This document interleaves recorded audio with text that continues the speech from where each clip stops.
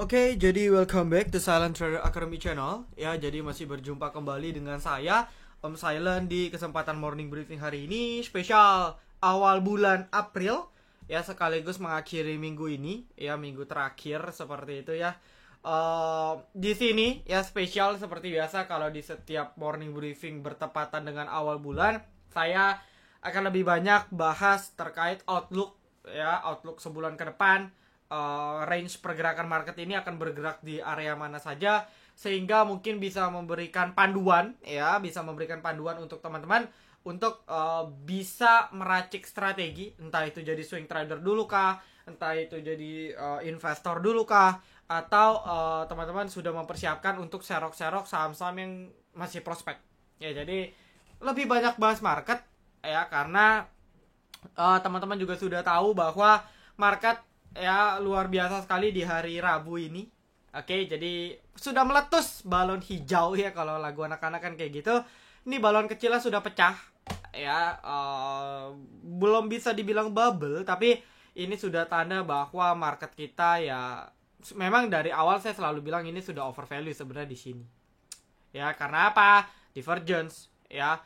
6.500 ini sama dengan waktu IHSG di di awal 2017 2018. Sorry, di awal 2018. Ketika ekonomi lagi berjaya-jayanya ya, ekonomi dunia global itu lagi bagus-bagusnya seperti itu. Indeks luar juga semua lagi bagus-bagusnya ya. Sekarang kondisinya sama ya, sempat hampir sama dengan kondisi waktu bulan 2017 akhir. Ya, ini kan divergence. Padahal di sini ekonomi pada saat di sini ini ekonomi ancur-ancuran, bahkan GDP kita di kuartal 4 pun masih negatif. Ya, jadi divergence ya, ini adalah bubble kecil yang tercipta karena divergence tersebut. Nah, tetapi ya yang harus Anda ketahui ialah kita review dulu di bulan Maret. Ya, di bulan Maret market bergerak sideways ya, pergerakannya masih dalam sideways. Menjelang akhir market akhirnya memutus ya, memutus sidewaysnya di range 6150 sampai 6300 ya, sampai 6400, dan sekarang ya market sudah masuk ke zona 6000 ke bawah. Ya, akhirnya market kembali ke zona 6000 ke bawah. Nah, outlooknya gimana? Kalau saya melihat pertama yang harus Anda ketahui ialah penurunan market ini banyak ya. Sorry banyak ya, banyak banget saham yang ARB ya, banyak banget di kita pun meskipun tradingnya sudah sedikit tapi terpaksa beberapa saham pun juga kena seret ya, padahal bandarnya bagus pun tidak kuat ngangkat ya, oh sebentar ini ya, bandarnya nggak kuat ngangkat ya, terpaksa mau tidak mau harus cut loss kayak gitu ya. Tapi it's okay ya, dalam arti ya cut loss ya sudah ya, jadi nggak ada istilah aduh nanggung ayah. Ini mau saya licin banget, ini susah banget tarik garisnya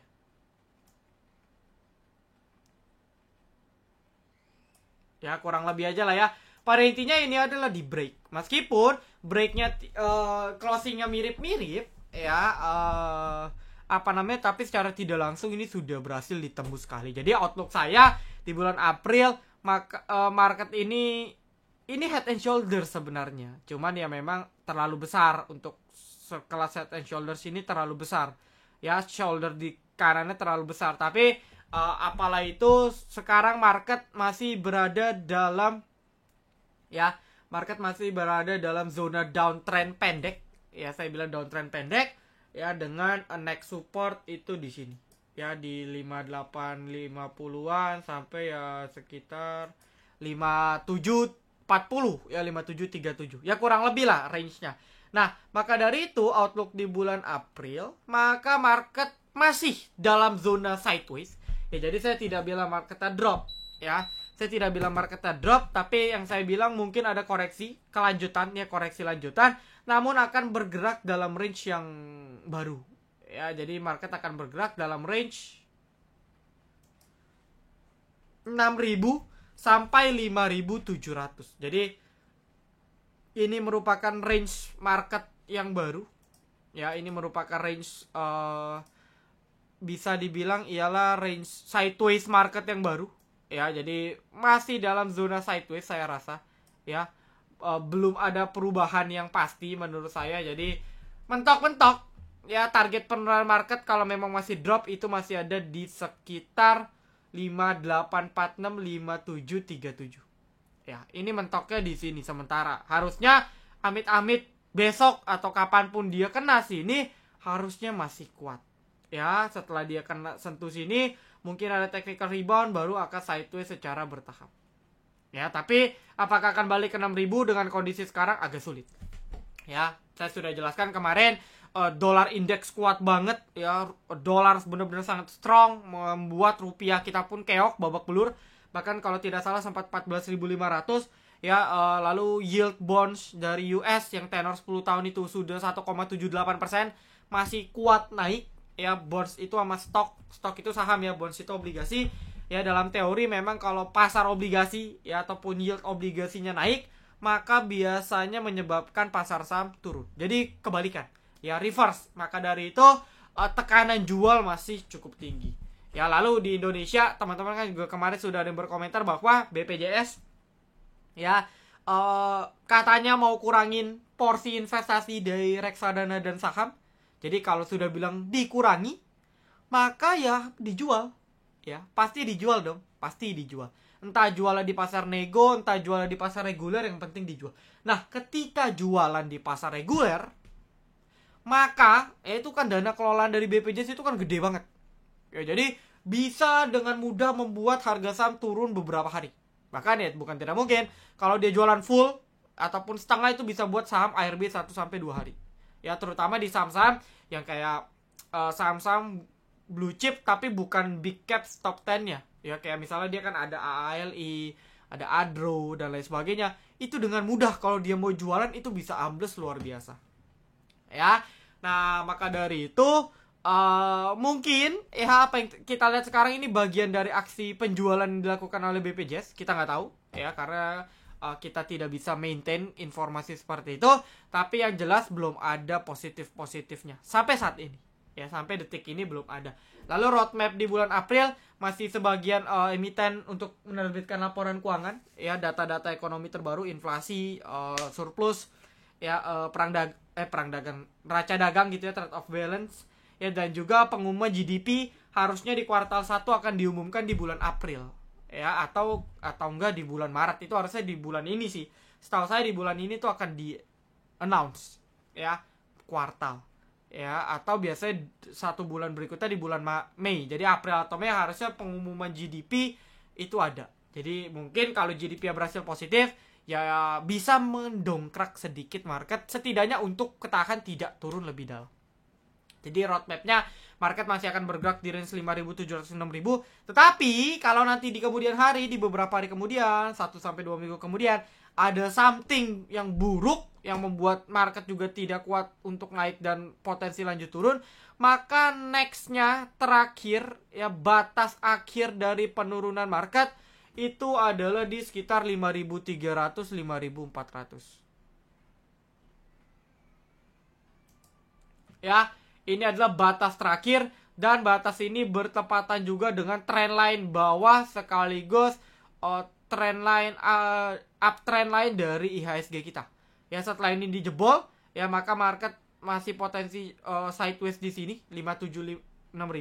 Tapi kalau nggak kuat ya, worst case scenario, kemungkinan terburuknya itu mentok 5354. Harusnya saya sih yakin banget kalau sudah nyentuh sini itu membalnya sangat tinggi. Tapi kan Anda bayangin lah, sekarang 5985 turun ke 53 itu kan 10% ya, dan saya rasa sih nggak secepat itu. Jadi mungkin skenario terburuk masih kita bisa tidak perlu pikirin ya, nggak usah terlalu dipusingin. Sementara patokan di 5758 dulu ya. Tekanan jual masih cukup tinggi, harapannya akan terjadi technical rebound. Nah, penutupan di tanggal 31 ya, ini sempat minus 2,98 ya, lalu penutupannya minus 0,41, artinya sudah rebound setengahnya. Ini sebenarnya indikasi yang bagus untuk market technical rebound sebenarnya.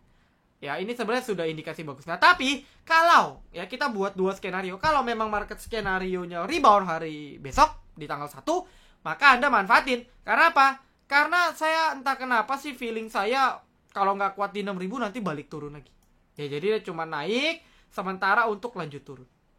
Ya, jadi kurang lebih cuman ya singgah sebentar untuk melanjutkan perjalanan ke bawah. Tapi kalau sudah di range ini sangat probability kuat. Ya harusnya di sini juga kuat karena di sini ada support, ada trend line. Ya, dan syukur-syukur dia ketahan nih. Kalau close-nya besok bisa di atas ini, biasa di atas 6.000, maka market masih potensi di sideways yang ini. Ya, di 6150 hingga ya 6150 hingga 6100. 6150 hingga 6000. Ini areanya.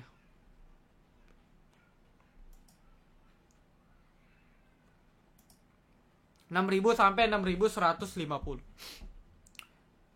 Ya, 6.000 sampai 6.150. Kalau nggak bisa, sini sideways yang ini nih, 6.000 sampai 5.700. Tapi so far kalau Anda ekspektasi April bagus, ya saya belum terlalu optimis.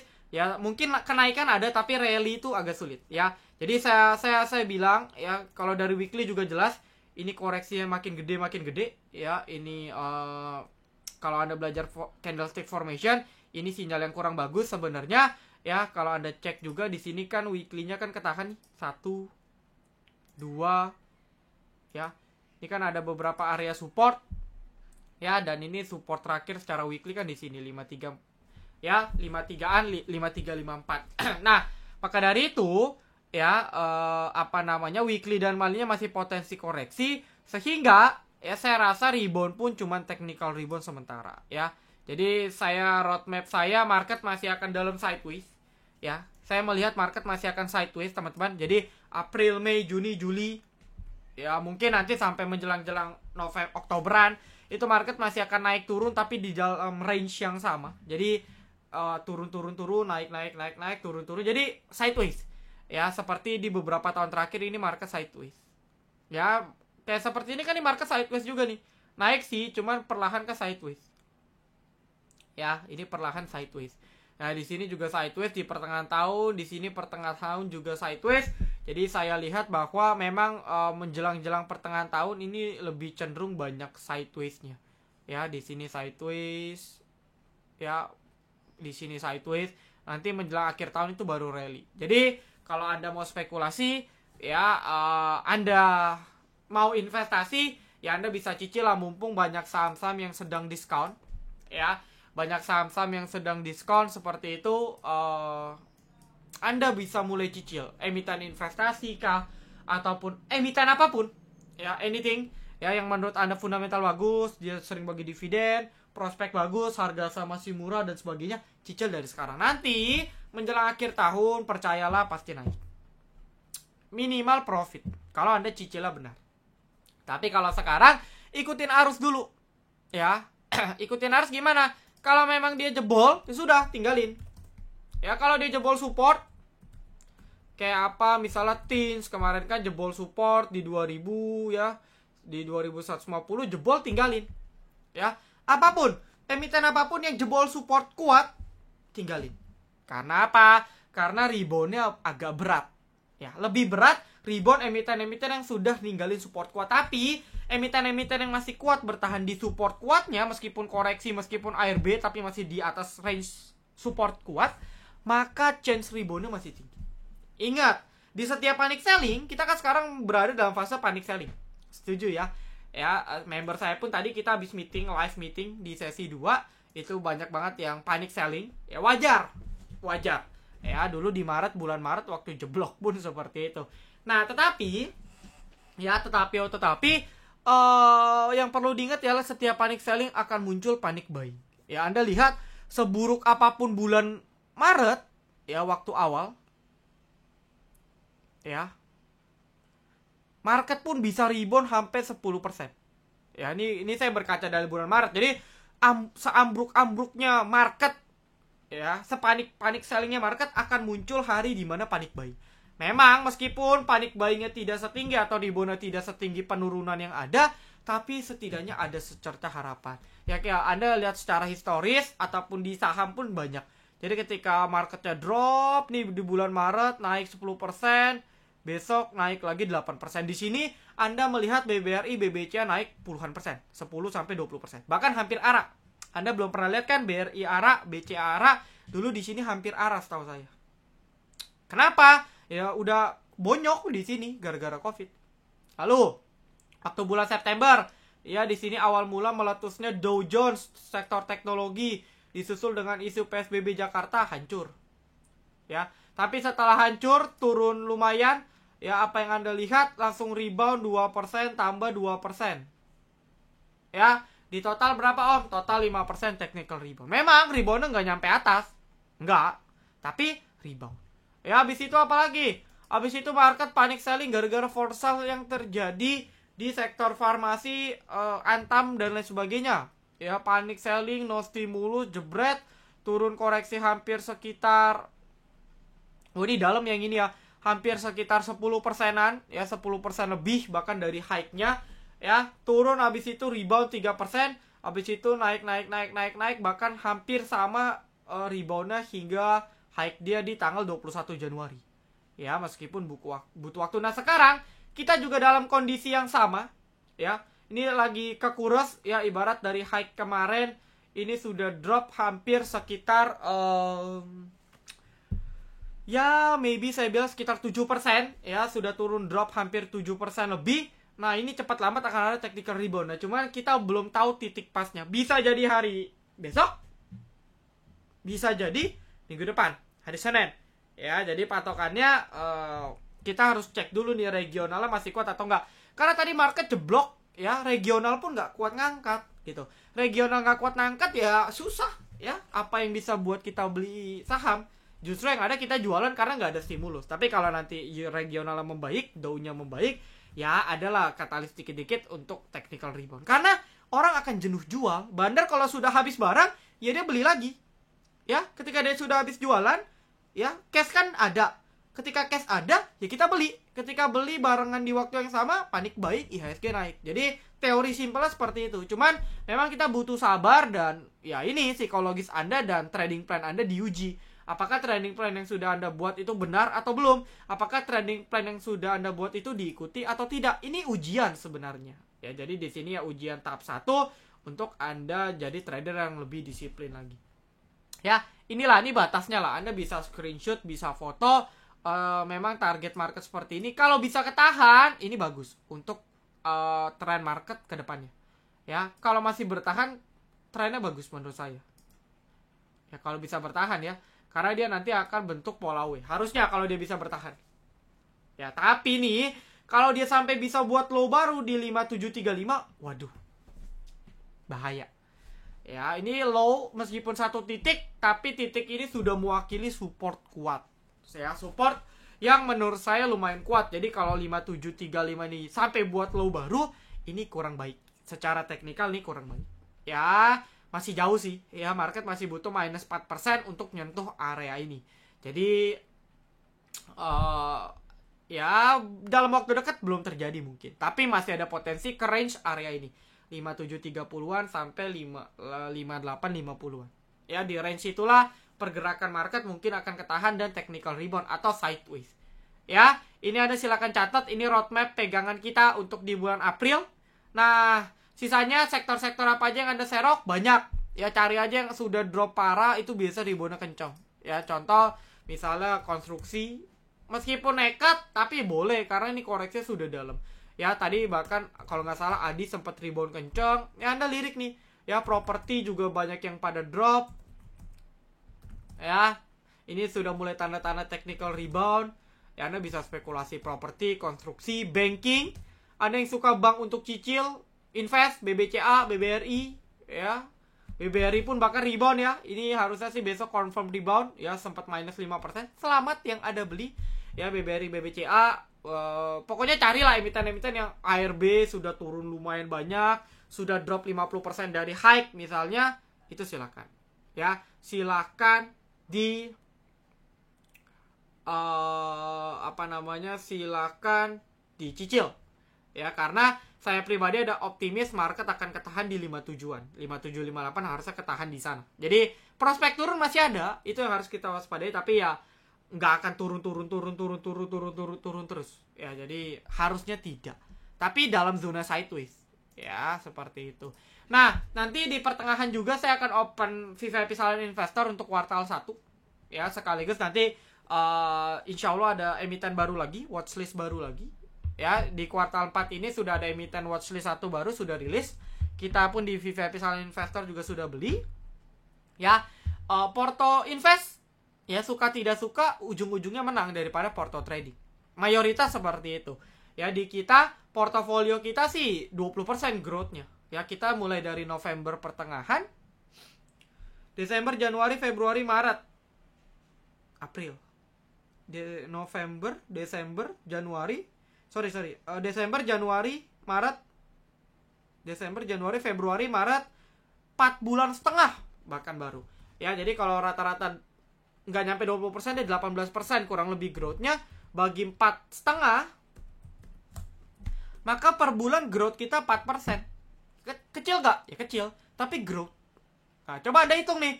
Anda dari bulan November ya sampai bulan Maret, ya, per closing Maret Anda hitung porto Anda berapa, growth tradingnya. Kalau kalah, waduh, berarti ya mungkin Anda lebih cocok invest. Ya, invest gampang banget. Tradingnya dikit, beli jualnya dikit. Ya, kita jarang beli, bahkan belinya cuma sekali per satu saham karena sahamnya rally terus.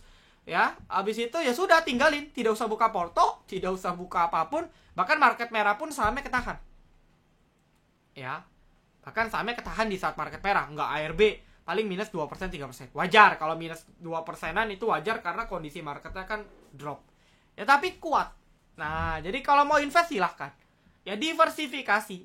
Ya, nanti ketika market bullish, nah Anda porsi tradingnya baru gedein. Ketika market lagi sideways atau bearish, cicil invest. Jadi ketika porto trading lagi jelek, nanti ke cover sama porto invest. Ketika porto invest lagi stuck atau stabil di market bullish, Anda bisa gain, bisa cari profit dari porto trading. Jadi saling melengkapi antara porto trading dan juga porto invest. Sehingga dana kelolaan Anda di pasar modal ini tidak mudah tergerus habis.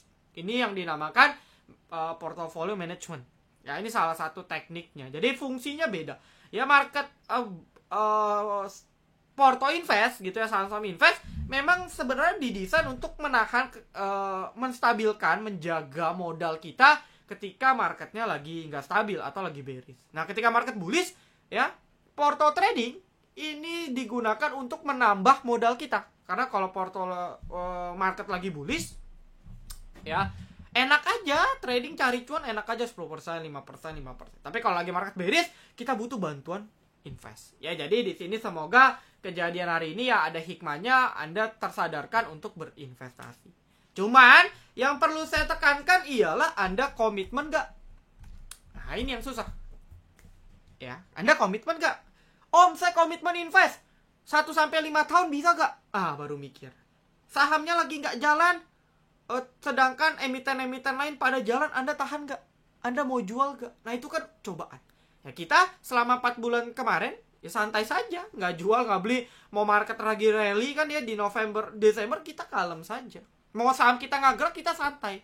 Tapi ketika market bearish, kita juga santai karena portonya cenderung masih ketahan. Nggak gitu masalah. Ya, jadi target kita investasi 1-5 tahun.